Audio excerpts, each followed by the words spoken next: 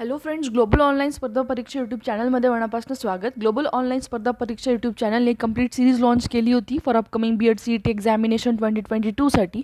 या कंप्लीट सिरीजमध्ये general awareness सेक्शनचे आणि करंट अफेअर्स सेक्शनचे जे आहे आपण most important MCQs, highly expected MCQs discuss करत होतो. त्यात आपण मॅरेथॉन सेशन लॉन्च केला होता. या मॅरेथॉन सेशनमध्ये आपण highly expected MCQs, exam oriented जे आहेत, बायलिंग्वल स्टडी करत होतो. त्यासोबतच आम्ही एक कंप्लीट कोर्स लॉन्च केला आहे in the form of quick revision PDF. यामध्ये updated MCQs on current affairs, general awareness and mental ability तुम्हाला भेटतील. आणि या तिन्ही जे PDF तिन्ही एका PDFची जी फीस आहे ते ऑलमोस्ट 499 असणार आहेत. तिन्ही क्वेश्चन्स MCQs जे असणार आहेत current affairs, general awareness and mental ॲबिलिटीवरचे तुम्हाला भेटून जातील. सो ह्या कोर्सला एनरोल करण्यासाठी दिलेला व्हॉट्सअप नंबरवरती तुम्ही कॉन्टॅक्ट करू शकता आणि PDF जे आहे क्विक रिव्हिजनसाठी घेऊ शकता. At the same time you can follows on global online स्पर्धा परीक्षा YouTube channel for more updates. तशाच सोबत ग्लोबल ऑनलाईन प्लॅटफॉर्मवरती व्हेरियस कोर्सेस तुम्ही ॲक्सेस करू शकता. For that you need to just go through the ॲपला इन्स्टॉल करा प्ले स्टोअरमधून. इंटरफेसमधून जे आहे स्टोर ह्या आयकनवरती क्लिक करा. कोर्सेस या पेजवरती जाल. जो तुम्हाला रिक्वायर्ड कोर्स आहे, ठीक आहे, जसं NTA UGCवाले कोर्स असतात आमच्याकडे, डिफरंट कोर्सेस आहेत स्पर्धा परीक्षा रिलेटेड. हे सगळे कोर्सेस डिस्प्ले होतील आणि खालच्या साईडला फीस पण डिस्प्ले होऊन जाईल. अशा प्रकारे तुमच्या कोणत्याही प्रिपरेशनसाठी जे आहे ग्लोबल ऑनलाईन प्लॅटफॉर्म तुम्हाला इझी ॲक्सेस प्रोव्हाइड करतं स्टडी मटेरियलसाठी.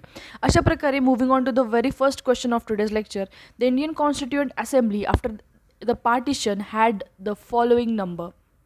Indian constituent assembly after the पार्टिशनचे किती मेंबर्स होते ते विचारलेले आहे. ठीक आहे, 298, 299, 300, 301. फाळणीनंतर भारतीय संविधान सभेची संख्या खालीलप्रमाणे होती. ठीक आहे, याचं जे राईट आन्सर आहे that is option number B, 299. यामध्ये the number of members of constituent assembly initially किती होते टोटल मेंबर्स? 389. इनिशियली किती होते? 389 मेंबर्स होते. After partition constituent assembly of India had 299 रिप्रेझेंटेटिव्स. ठीक आहे, पार्टिशनच्या नंतर किती झाले? 299 झाले. आणि ह्या 299 मेंबर्समधले 229 मेंबर्स जे होते प्रोव्हिन्सेसचे होते. ठीक आहे, डिफरंट प्रोव्हिन्सेसचे होते.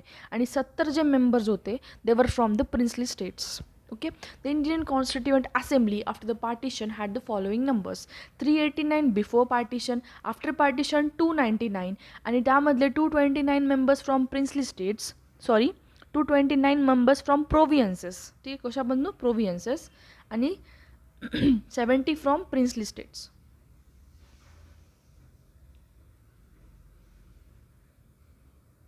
ओके, सो अशा प्रकारे the constituent assembly after partition had 299 members. प्रश्न असा पण येऊ शकतो की बिफोर पार्टिशन किती होते? बिफोर पार्टिशन किती होते? 389. After partition 299. 299मधले 229 प्रोव्हिन्सेसमधले होते आणि 70 जे होते प्रिन्सली स्टेट्समधले होते. अशा प्रकारे moving on to the next question. Who was the first governor general of the independent India? Option a Sardar Vallabhbhai Patel, option b Mountbatten, option c Rajagopalachari, option d doctor Rajendra Prasad. स्वातंत्र्य भारताचे पहिले गव्हर्नर जनरल कोण होते? Sardar Vallabhbhai Patel, Mountbatten, c Rajagopalachari and Rajendra Prasad. Doctor Rajendra Prasad. Sorry for the translation. ह्याचं जे right answer आहे that is option number B, Mountbatten. ठीक आहे. Now, upon independence in August 1947, the title of Viceroy was abolished, we can say, and the representative of the British sovereign became known once again as the Governor General, and the C. Rajagopalacharya became the only Indian Governor General. आता यामध्ये आपल्याला माहिती असायला पाहिजे एक गोष्ट की before governor general ही term येण्याच्या आधी जी टर्म होती that is before independence 1947, the title कोणता होता? Title of viceroy. Title of viceroy. ह्या टायटलला आफ्टर इंडिपेंडन्स अबॉलिश करण्यात आलेलं होतं. ठीक आहे, इंडिपेंडन्सच्या नंतर टायटल ऑफ व्हायसरॉयला अबॉलिश करण्यात आलेलं होतं आणि governor general of independent India he term introduce करण्यात आली होती. ठीक आहे, आणि ह्याचे जे governor general of independent India जे होते माउंट बॅटन होते. आणि ॲट द सेम टाईम जर प्रश्न असा विचारला असेल आपल्याला की the only Indian governor general after independence ठीक आहे. After independence the only governor general असा जर प्रश्न विचारला असता तर ऑप्शन आला असता option number C Rajagopalachari. ठीक आहे. इंडियन गव्हर्नर जनरल असं जर आलं असतं. ठीक आहे. सो ह्याच्यापासून 2 क्वेश्चन्स डिराईव्ह होऊ शकतात. Who was the first governor general of independent India? Mountbatten. ठीक आहे. बट हे कधी झालं? इंडिपेंडन्सच्या नंतर. ठीक आहे. But the first only Indian governor general जर आपण बोललो, ओनली इंडियन गव्हर्नर जनरल जर प्रश्न विचारला गेला तर उत्तर येणार आहे सी राजगोपाल आचारी. ठीक आहे. So the things that needed to be remember here are upon independence in August 1947 the title of viceroy, जे टायटल ऑफ व्हायसरॉय होता इंडिपेंडन्सच्या नंतर त्याला अबॉलिश करण्यात आलं आणि कोणती टायटल इंट्रोड्यूस करण्यात आलं? Governor general. Governor general after of independent India was Mountbatten. Okay, and at the same time C Gopalachari, Raja Gopal Achari became the only Indian Governor General. Moving on to the next question.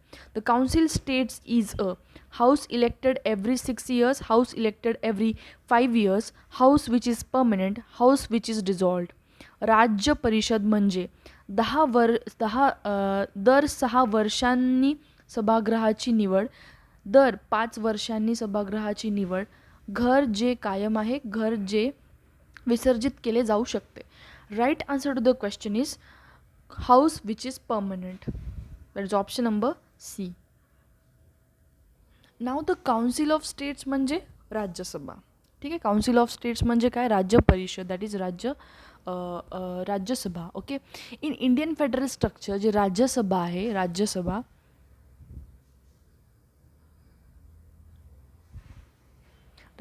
काय आहे? It is the representative of states. स्टेट्सला represent करते राज्यसभा, म्हणून आपण त्या राज्यसभाला काय बोलतो? It is also called as the council of states. Hence the name given to the Rajya Sabha is Council of State. For this reason, the Rajya Sabha has the powers that protect the rights of the states against the union government. The union governmentच्या against जे union government कुठली policy introduce करत असेल किंवा कुठलं term किंवा rule introduce करत असेल जे स्टेट्सच्या राईट्सच्या अगेन्स्ट जात असेल, ठीक आहे, at that time the Rajya Sabha has the powers that protect the rights of the states against the union government. Hence, Rajya Sabha, which is the representative of state, is called as the Council of State. ठीक है, Rajya Sabha. Moving on to the next question.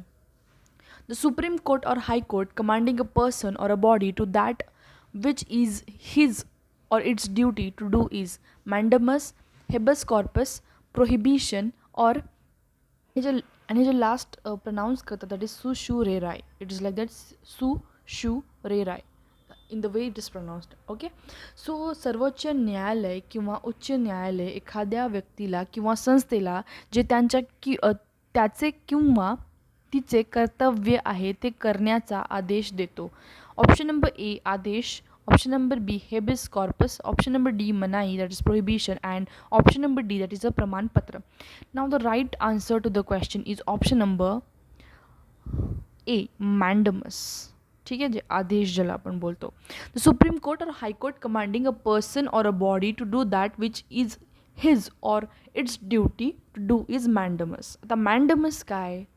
मॅन्डमस actually आपण असं बोलू शकतो, it is used by the court of superior jurisdiction to compel the performance of a specific act which is refused by the lower court. Lower कोर्टनी एखादी specific ॲक्टला किंवा एखाद्या ह्याला आपण बोलू शकतो एखाद्या ॲक्टिव्हिटीला रेफ्यूज जर केलं असेल तर ती ॲक्टिव्हिटीला आपण कंपेल करू शकतो. ठीक आहे. It is used by the courts of the superior jurisdiction to compel the परफॉर्मन्सला जे आहे कंपेल करण्यासाठी किंवा जे काही लोअर कोर्टनी जो निर्णय दिला आहे त्याच्यावरती जे आहे परत एकदा परफॉर्मन्स चेकआउट करण्यासाठी जे आहे सुपेरियर ज्युरिस्डिक्शन हे मॅन्डमस यूज करतं. ठीक आहे. अशा प्रकारे this is all about the superior mandamus. And at the same time habeas corpus जे आहे, ठीक आहे, एक्झाम्पल आपण बोलू शकतो, if you file a petition with the court because you want to be brought before a जज where reasons for you are arrested and detention must be shown. ठीक आहे. हेबियस कॉर्पस एक अशी एक पेटिशन आहे आपण बोलू शकतो, इज अ ज्यामध्ये तुम्ही कोर्टला जे आहे रिझन्स विचारतो फॉर युअर अरेस्ट. कोणी जर अरेस्ट झालं असेल किंवा कोणाला डिटेन करण्यात आले असेल तर त्यांचे रिझन्स विचारणे. It means that habeas corpus and mandamus आपण बघितलं. ठीक आहे. So this was all about the option number A, that is Adesh Mandamus. Moving on to the next question. Which of the following acts gave representation to the Indians for the first time in legislation? Option A, Indian Council Act 1919, Government of India Act 1935, Indian Council Act 1909, Government of India Act 1919. खालीलपैकी कोणत्या कायद्याने प्रथमच भारतीयांना कायद्यात प्रतिनिधित्व दिले? ठीक आहे. ऑप्शन नंबर 1 भारतीय प्रतिशत कायदा 1919, ऑप्शन 2 सरकार भारत कायदा 1935, ऑप्शन सी भारतीय परिषद कायदा that is 1909, government of India act that is Bharat सरकार कायदा 1919. याचं जे करेक्ट आन्सर आहे government of India act 1935, option number b. आता ह्या रिलेटेड क्वेश्चन्ससुद्धा आपण प्रिव्हियस लेक्चर्समध्ये बघितलेले आहेत. ॲट द सेम टाईम तुम्हाला एक लक्षात घ्यायचं that the government of India act जे आहे पास करण्यात आलेला होता by British parliament in August 1935. At the same time हे लॉंगेस्ट ॲक्ट इनॅक्टेड होता. ठीक आहे. हे longest act enacted by the British parliament at that time and it was divided into 2 separate acts. Government of India act 1935ला 2 separate ॲक्ट्समध्ये divide करू शकतो आपण. That is government of India act 1935 and government of Burma Act, BURMA, Burma Act 1935. So the topics under the what we can say, this act were too long, so this was the longest enacted act by British Parliament आपण बोलू शकतो at that time. The Government of India Act was passed by the British Parliament in August 1935. At the same time, longest act enacted by British Parliament at that time, and it was divided into 2 separate acts, namely the Government of India Act 1935 and the Government of Burma Act 1935 once again. So moving on to the next question. The Lok Sabha Secretariat comes under the supervision of the Ministry of Home Affairs, the Ministry of Parliamentary Affairs, Minister's Office, the Prime Minister's Office, and Speaker of Lok Sabha. Lok Sabha सचिवालय यांच्या देखरेखीखाली येते. ठीक आहे. गृह मंत्रालय, संसदीय कामकाज मंत्रालय, पंतप्रधान कार्यालय, लोकसभेचे अध्यक्ष. Now the right answer to the question is option number D, that is the speaker of Lok Sabha, लोकसभेचे अध्यक्ष. यासोबतच तुम्हाला माहिती असायला पाहिजे the speaker of the Lok Sabha जे असतात ते प्रिसाइडिंग ऑफिसर्स असतात. ठीक आहे. लोकसभा अध्यक्ष ज्यांना आपण बोलतो, and the highest authority of the Lok Sabha. Lok Sabha जे लोअर हाऊस बोलतो. ठीक आहे. लोअर हाऊस ऑफ पार्लमेंटचे actually 2 houses, that is upper house and lower house. Lower house is the Lok Sabha and upper house is the Rajya Sabha. लोकसभेचे जे आहे लोकसभाज हायेस्ट ऑथॉरिटी ज्यांना असते ते कोण असतं, दॅट इज द लोकसभा अध्यक्ष. ठीक आहे. He is the presiding officer and the highest authority of the Lok Sabha and the lower house of the parliament. The speaker is elected generally in the first meeting of the Lok Sabha following the general elections. ठीक आहे. And term जे असते सभाचे जे speaker आपण बोलू शकतो त्यांचं किती असणार आहे, ऑलमोस्ट फॉर द 5 years. किती त्यांचं ड्युरेशन, टेन्युअर काय आहे स्पीकर ऑफ द लोकसभाचा, 5 years आहे. आणि त्यांचं इलेक्शन कसं होते, generally it is carried out in the first meeting of the Lok Sabha. ठीक आहे. At the same time what the things we need to remember over here is Lok Sabha जे secretariat असतात they comes under the supervision of whom, under the speaker of the Lok Sabha. speaker of Lok Sabhaचा tenure माहिती असायला पाहिजे 5 years. Okay. 5 yearsचं tenure आहे. At the same time त्यांना highest authority दिलेली आहे Lok Sabha. Lok Sabha is the lower house of the parliament and the upper house is the Rajya Sabha. Moving on to the next question. Dash is the most fundamental of the fundamental rights. Personal liberty, right to equality, minority rights, religious rights.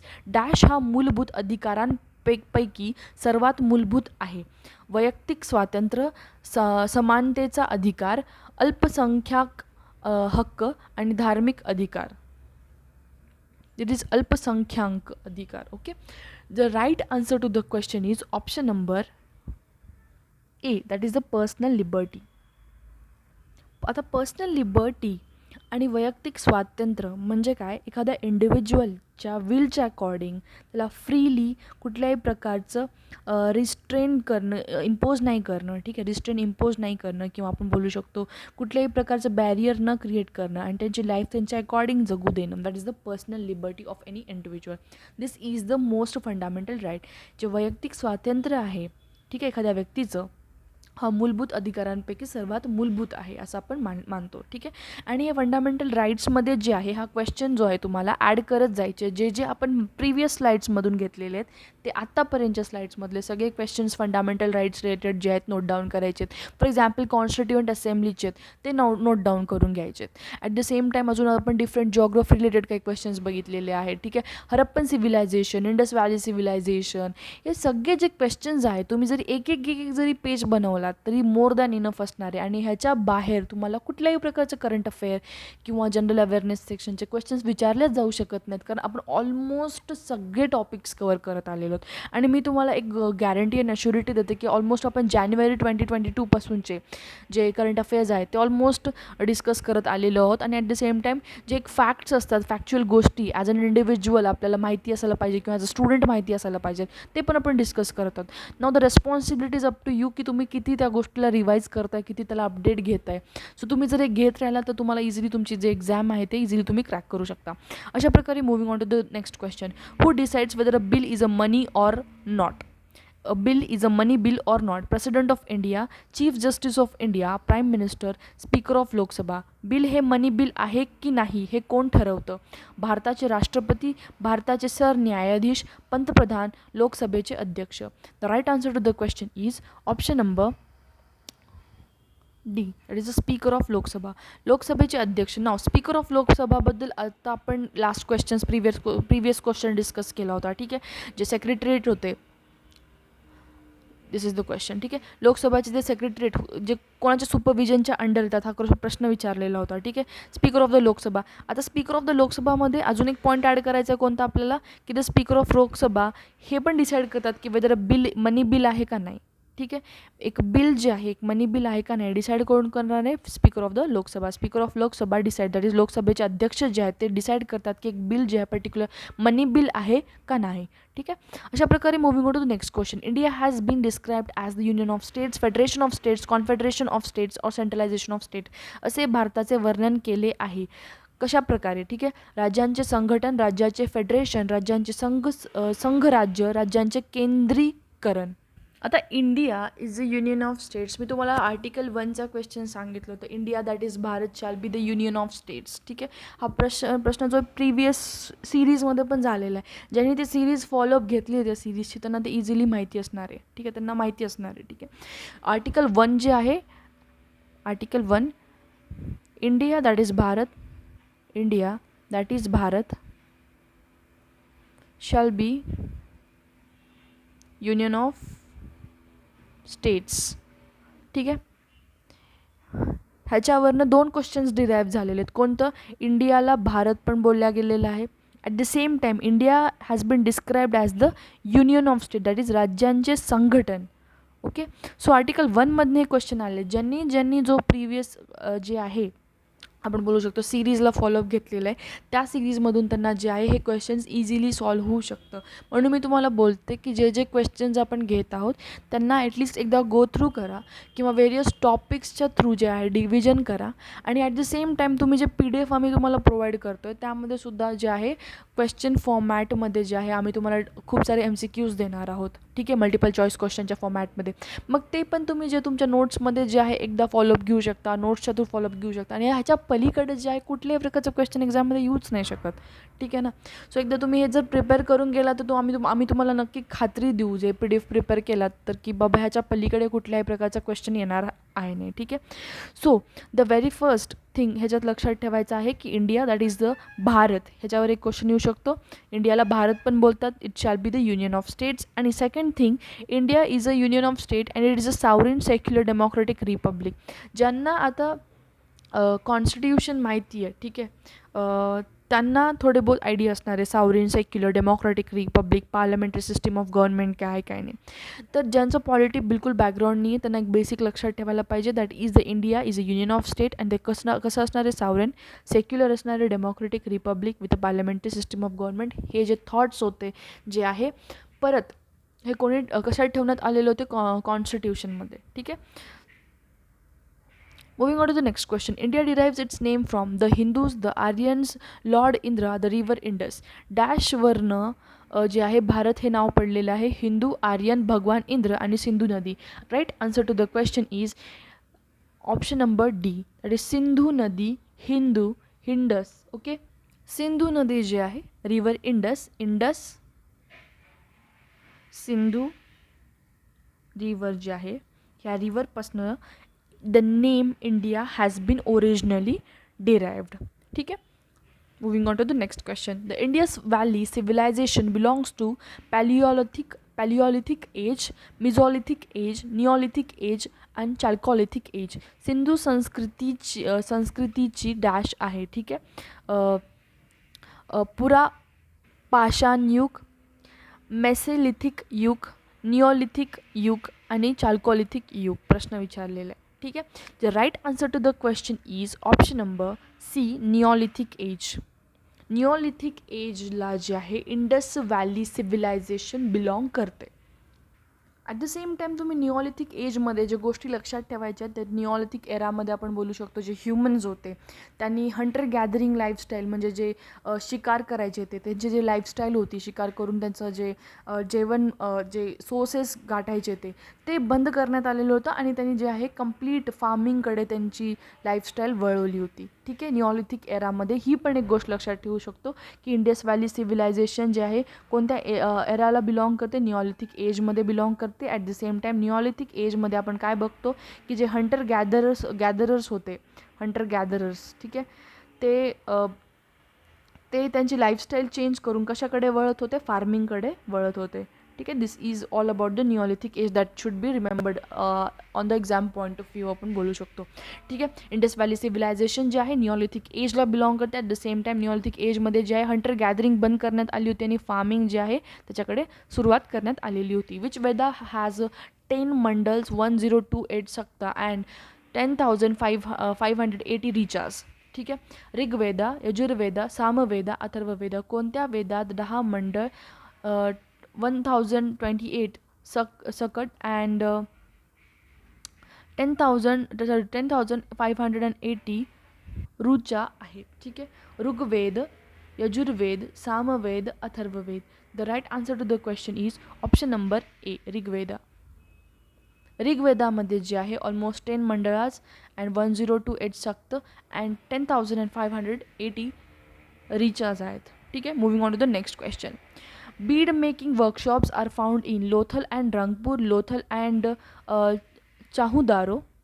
Next is Chanhudaro and Harappa and Harappa and Kalibangan. मणी बनवण्याचे कार्यशाळा डॅशमध्ये आढळण्यात आलेलं होतं प्रश्न विचारलेला आहे. The right answer to the question is Harappa and Kalibangan. Harappa and कालिबंगनमध्ये एक्सकॅव्हेशनच्या थ्रू असे काही साईट्स फाइंड आउट करण्यात आलेले होते जिथे असे आपण बघू शकतो की छोटे छोटे गोदान्स होते किंवा वर्कशॉप्स होते ज्यामध्ये आपण बोलू शकतो की डिफरंट टाईप्स ऑफ बीड्सपासनं, बीड्स असे मणी, ठीक आहे, जे मणी असतात त्या मणीपासनं डिफरंट जे आहे वस्तू किंवा आपण बोलू शकतो नेकलेसेस किंवा ज्वेलरी किंवा अशा डिफरंट टाईप्स ऑफ आयटम्स बनवण्यात आलेले आपल्याला इव्हिडन्सेस फाइंड झालेले होते. ठीक आहे. बीड मेकिंग वर्कशॉप्स किंवा छोटे छोटे इंडस्ट्रीज आपण बोलू शकतो, small scales and at the same time असे डिफरंट वर्कशॉप्स जे related to the bead making असे काही बीड्स पण फाइंड आउट करण्यात आलेले ज्यांना शेप देत होते. ठीक आहे. आता फॉर एक्झाम्पल हे बीड आहे, या बीडपासनं एक बीड कसं क्रिएट झालेलं असेल, कसं कुठल्या तरी शेपपासनं हे गोल क्रिएट झालेलं असेल, तर अशा प्रकारचे पण काही शेप्स भेटलेले आहेत, काही असे तोडके मोडके शेप्स भेटलेले आहेत. ठीक आहे. सो द बीड मेकिंग वर्कशॉपचे भरपूर इव्हिडन्सेस जे आहेत जिथे बीड्सला वेरियस शेप्स देऊन ज्वेलरी किंवा नेकलेसेस किंवा डिफरंट टाईप्स ऑफ आर्टिकल्स जे आहेत आपण बोलू शकतो, आर्ट्स जे आहेत आपण बोलू शकतो, ते बनवण्यात आलेले होते. Moving on to the next question. The founder of the first Afghan rule in India was the Sikandar Lodi, Sher Shah Suri, Bahlul Lodi, Ibrahim Lodi. भारतातील पहिल्या अफगाण राजवटीचे संस्थापक कोण होते? ठीक आहे. प्रश्न विचारलेला आहे. Sikandar Lodi, Sher Shah Suri, Bahlul Lodi, Ibrahim Lodi. The right answer to the question is Bahlul Lodi. At the same time Bahlul लोदीबद्दल जर माहिती असायला पाहिजे आपल्याला एक्झाम ओरिएंटेड, तर आपल्याला हे माहिती असायला पाहिजे की ते पश्तून लोदी ट्राईब जी होती, पश्तून लोदी ट्राईब, या पश्तून लोधी ट्राईबचे जे होते ते चीफ होते. At the same time Lodhi dynasty जी होती, लोधी डायनॅसिटी त्याचे जे काय होते फाउंडर पण होते. ठीक आहे, he was the founder of the Lodhi dynasty and Pashtun Lodhi ट्राईबचे काय होते ते, he was the chief. At the same time he became the sultan of the dynasty on April 1951. ठीक आहे, आपल्याला एवढं लक्षात ठेवायचे ते फर्स्ट अफगाण रूलचे जे फाउंडर होते किंवा अफगाण रूलचे in India was Bahlul Lodhi. At the same time Pashtun Lodhi ट्राईबचे जे होते ते फाउंडर अँड लोधी डायनॅसिटी हिचे लीडर होते पश्तून लोधी ट्राईबचे and founder of the Lodhi dynasty. हे माहिती असायला पाहिजे. Next question, which of the following works of the Kalidas give information about the history of the Sangar dynasty. Now this is the question that we have already discussed in the last lecture. The right answer जे तुम्ही comment सेक्शनमध्ये drop करा आणि मला सांगा की याचं right answer काय असणार आहे. दॅट इज द कालिदासांच्या खालीलपैकी कोणत्या कृतीतून सुंग घराण्याच्या इतिहासाची माहिती मिळते. ह्याचं राईट आन्सर जे असणार आहे तुम्ही कॉमेंट सेक्शनमध्ये ड्रॉप करून मला सांगा, कारण हे क्वेश्चन ऑलरेडी आपण डिस्कस केले आणि एकदा नाही 2 वेळेस. ठीक आहे, so let's check out once तुम्हाला हे माहिती आहे का नाही. And this was the end of today's lecture. So upcoming लेक्चरमध्ये आपण जे आहेत थोडे बहुत डिस्कस करणार आहोत क्वेश्चन्स. जो तुम्हाला जर प्रॉपर प्रिपरेशन करायचं असेल तर नक्की ह्या PDF जे आम्ही लॉन्च केली आहे ते PDF क्विक रिव्हिजन PDFला तुम्ही जे आहे बाय करा. कारण हे PDF तुम्ही बाय कराल तर तुम्हाला आम्ही नक्की खात्री देऊ किंवा असं बोलू शकतो की तुमचं 100% प्रिपरेशन जे आहे होऊन जाईल आणि मॅक्सिमम क्वेश्चन्स जे आहेत ह्या PDFमधनंच येतील. ठीक आहे, so this was the end of today's lecture. Follows on the global online स्पर्धा परीक्षा YouTube channel for more updates and stay tune. Thank you.